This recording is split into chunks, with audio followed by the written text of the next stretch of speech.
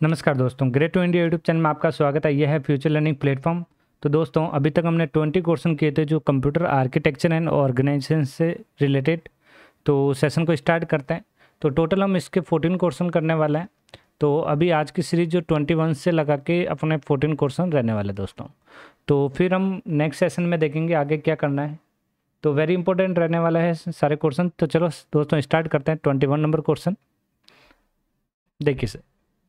तो 21 क्वेश्चन क्या कह रहा है, सीक्वेंस कंट्रोल रजिस्टर किस रूप में जाना जाता है। तो सीक्वेंस रजिस्टर जो कंट्रोल रजिस्टर है वो किस रूप में जाना जाता है, तो ध्यान रखना है वो होता है पीसी। पीसी का मीनिंग यहाँ पे ध्यान रखना है प्रोग्राम काउंटर। क्या ध्यान रखना है यहाँ पे, प्रोग्राम काउंटर। तो इस रूप में ये जाना जाता है। तो यहाँ पे सही आंसर आएगा दोस्तों ए। काउंटर जो अगले फैच इंस्ट्रक्शन का एड्रेस रखता है उससे क्या कहा जाता है। जब देखो यहाँ पे जो प्रोग्राम काउंटर जो होता है, जो फैच इंस्ट्रक्शन का जो एड्रेस रखता है उससे क्या कहा जाता है, तो यहाँ पे आपको ध्यान रखना है उससे कहा जाता है सीक्वेंस कंट्रोल रजिस्टर या फिर प्रोग्राम काउंटर। तो यहाँ पे सही आंसर जो रहने वाला है वो है डी। ए एंड बी दोनों रहेंगे यहाँ पे। ओके दोस्तों, नेक्स्ट। दो डिवाइस के बीच, मतलब यहाँ पे आपके पास दो डिवाइस है, उनके बीच इंटरफेस के रूप में आपको बफरिंग का उपयोग करने के लिए किस तकनीक का उपयोग किया जाता है। तो यहाँ पे जो बफरिंग के लिए जो उपयोग किया जाता है वो होती है यहाँ पे डबल बफरिंग। क्या होता है, डबल बफरिंग। सही आंसर आएगा डी। किसी भी डिजिटल कंप्यूटर में जो एनालॉग डिवाइस से इनपुट लेते हैं उसे किस प्रकार कन्वर्टर होना चाहिए।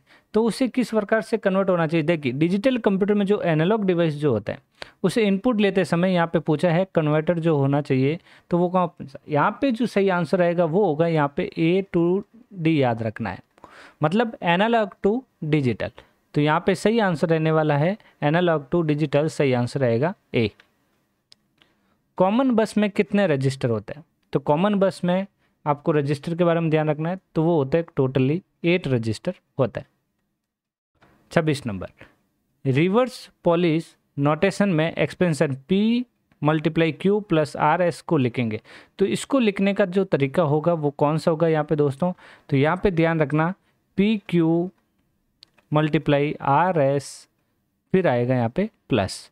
तो यहाँ पे देखा जाए तो यहाँ पे PQRS प्लस। तो यहाँ पे सही आंसर आएगा ए। कंप्यूटर में सामान्यतः सबस्ट्रैक्शन निम्नलिखित में से किसके द्वारा किया जाता है। तो ये जो है सबस्ट्रैक्शन यहाँ पे ध्यान रखना है, जो माइनस किसके माध्यम से यहाँ पे किया जाता है वो किस में होता है यहाँ पे, वो होता है टूस कॉम्प्लीमेंट में। सही आंसर यहाँ पे रहेगा डी।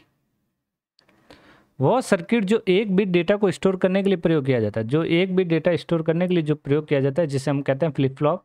सही आंसर आएगा यहाँ पे डी। बताइए वेट कोड इसमें से जो नहीं है वो बताना है। निम्नलिखित में से वेटेड कोड जो नहीं है वो आपको यहाँ पे बताना है। तो यहाँ पे 29 का सही आंसर आएगा एक्सिस 3 कोड। सही आंसर आएगा सी। मेमोरी के अनुक्रम में सबसे निम्नतम है, तो मेमोरी के यहाँ पे जो सबसे कम जो है वो कौन सी यहाँ पे, तो यहाँ पे वो होती है सेकेंडरी मेमोरी। सही आंसर आएगा बी। तो सेकेंडरी मेमोरी के बारे में ध्यान रखें दोस्तों, जिसके अंदर आपको एक ध्यान रखना है मैग्नेटिक टैप के बारे में, मैग्नेटिक डिस्क के बारे में।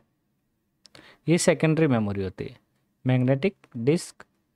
फिर आपको एक ध्यान रखना है ऑप्टिकल डिस्क। तो यहाँ पे मैग्नेटिक टैप, ऑप्टिकल डिस्क और ये मैग्नेटिक डिस्क, ये सारी याद रखना है। ऑप्टिकल डिस्क में आपको वैसे CD और DVD के बारे में याद रखना है, DVD। और एक ध्यान रखना है ब्लू रे डिस्क के बारे में, ब्लू रे डिस्क।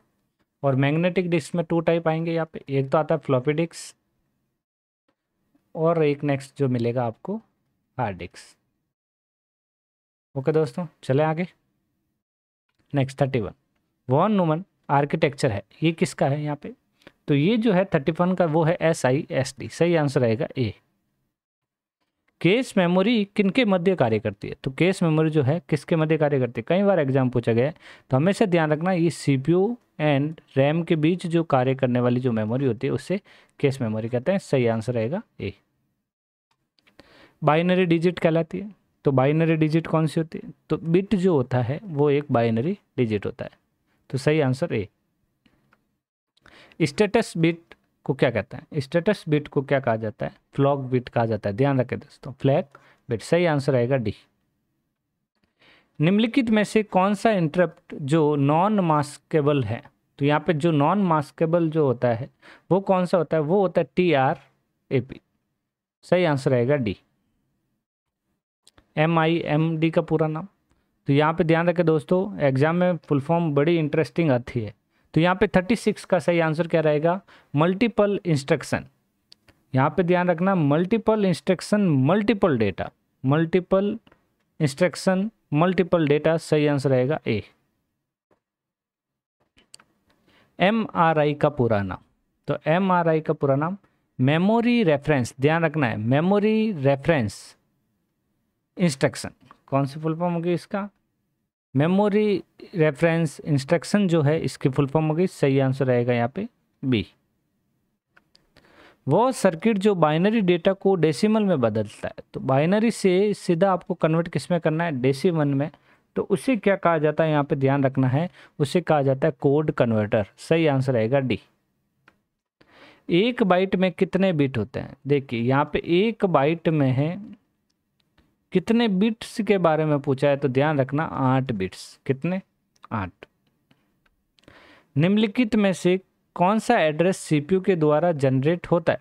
तो यहाँ पे जो सीपीयू के माध्यम से जो एड्रेस सीपीयू के द्वारा जो जनरेट होता है वो कौन सा होता है? यहाँ पे लॉजिकल एड्रेस। सही आंसर रहेगा ए दोस्तों। तो दोस्तों ये थे अपने 14 कंप्यूटर आर्किटेक्चर और ऑर्गेनाइजेशन से रिलेटेड मोस्ट इंपॉर्टेंट MCQ। तो आज का सेशन यही एंड करते हैं, मिलता है नेक्स्ट सेशन में। Thank you.